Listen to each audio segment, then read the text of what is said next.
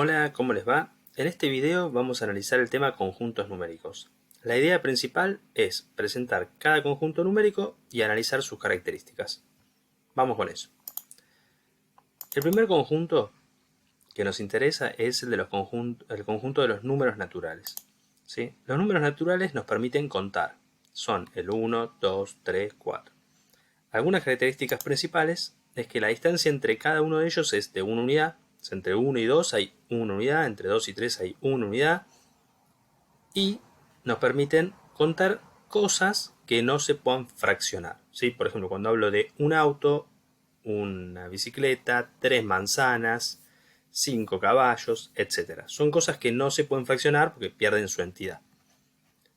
Luego, esa es la idea, ¿no? Caracterizar cosas con estos números naturales. Pero obviamente, para la vida cotidiana, este conjunto resulta escaso, ¿sí? Necesitamos ampliar los conceptos de números para poder describir cosas como, por ejemplo, deudas, no tener nada y así sucesivamente.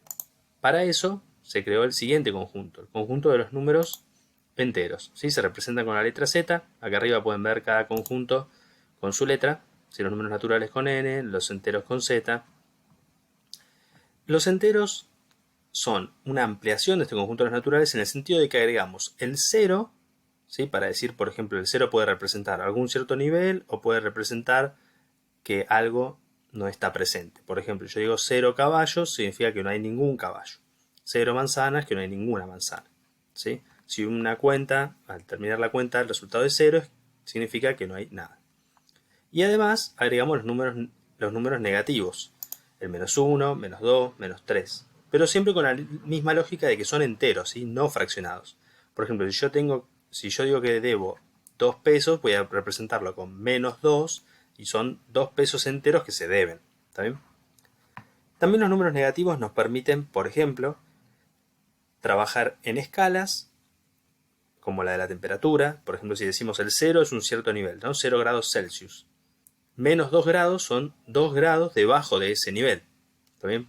Otra forma también de usarlos, estos números enteros, tanto los negativos como los positivos, por ejemplo, es en un edificio. Yo tengo niveles, tengo un ascensor, o puedo subir también o bajar por escalera.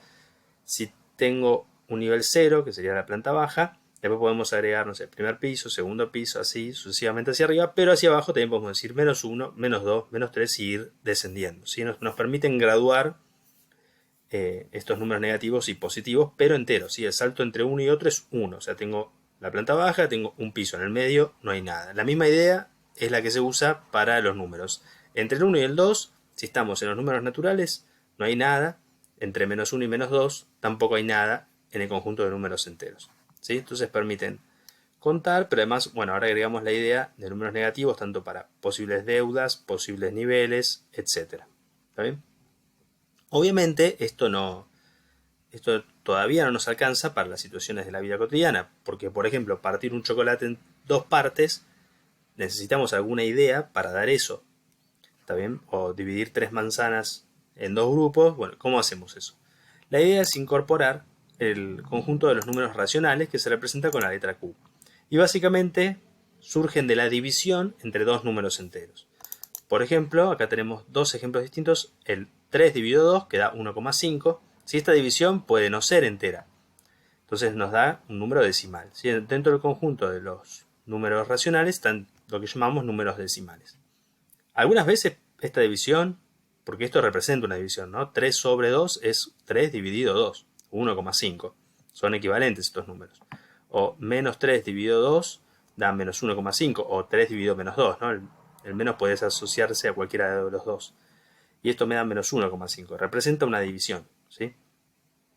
Entonces, este cociente, tradicionalmente de los números racionales, estos números que son un cociente entre dos números enteros, ese resultado puede dar entero o puede dar decimal. ¿También? Por ejemplo, un número como el 5, por eso lo representamos dentro del conjunto de números racionales y de los enteros, es un número racional también porque puede representárselo como 10 dividido 2, 5. ¿Está bien? 10 sobre 2. Estoy diciendo un cociente entre dos enteros. Bueno, ahora, estos son los 3 grupos naturales, enteros, racionales. Pero hay otro grupo que no puede ser representado, y entonces no pertenece a ninguno de estos tres, como un cociente entre dos enteros.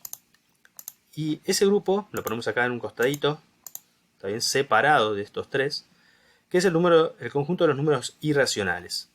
Algunos ejemplos de números irracionales son pi, epsilon, número de oro, ¿sí? Son números que tienen infinitos decimales no periódicos, ¿sí? No se vuelven a repetir. En el conjunto de los números racionales podemos tener números decimales que tienen decimales periódicos o no, ¿está bien? Pero estos irracionales son números que no se pueden escribir como una fracción y que tienen infinitos números decimales no periódicos, ¿sí?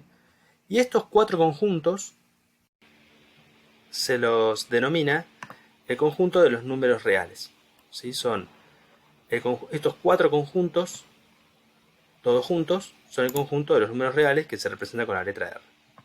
Y son los conjuntos de números más utilizados en la vida cotidiana y en los cursos de matemática y de cálculo real, ¿sí? Entonces, a modo de resumen, tenemos los números naturales, que son aquellos que nos permiten contar, ¿sí? 1, 2, 3, 4.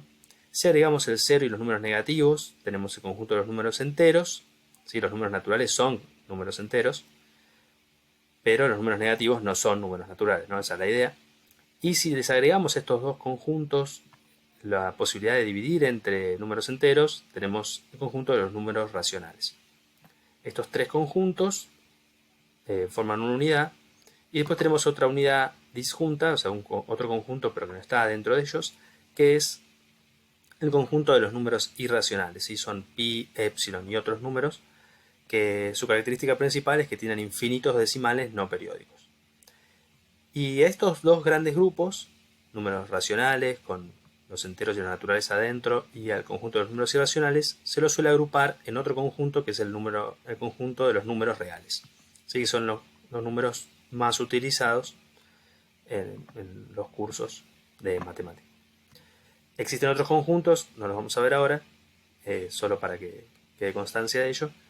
Y bueno, espero que les haya gustado este video. Cualquier duda, comentario, sugerencia, estoy a disposición.